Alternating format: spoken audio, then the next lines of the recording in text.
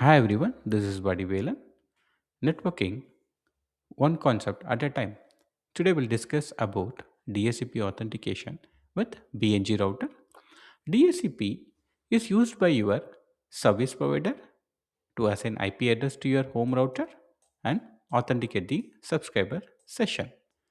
And BNG also uses something called option 82 that is added by DHCP relay agent that is an optional used by some of the service provider or some service provider don't use it. Let's discuss in detail. Consider DHCP process. There's a DORA process, they call it as DHCP discover, offer, request, and acknowledge. The of discover will be sent from the CPE to the DHCP server. The server assign an IP address from its pool, and then DHCP request from the client, which is your CPE, will ask for the offered IP. Then DHCP server will confirm its assignment and then send an acknowledgement. This is how the DORA process works. Next is DHCP option 82.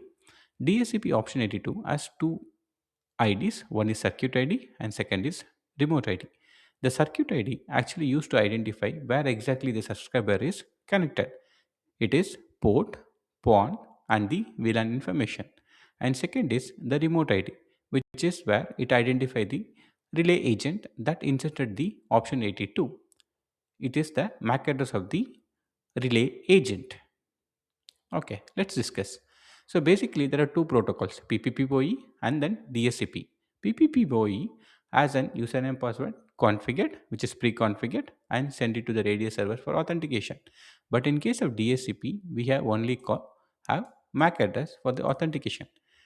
So what actually service provider does is instead of MAC address, they also add few more information for exact information to authenticate the subscriber.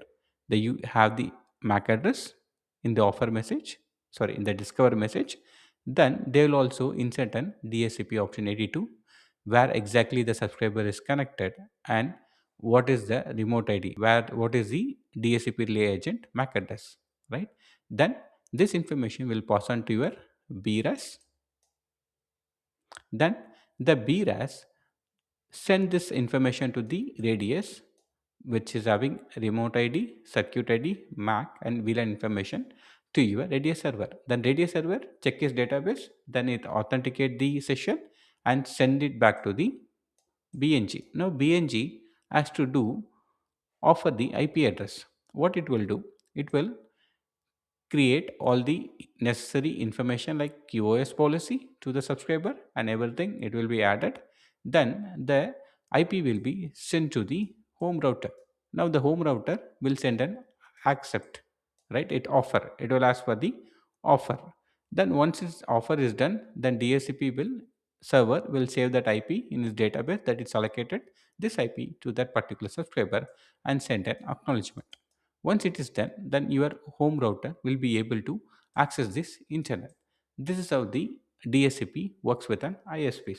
And guys, if you like this video, kindly share this video with your friends and families who are in networking domain or the server domain, and so that it will be useful for them. Also, it will encourage me to do more videos.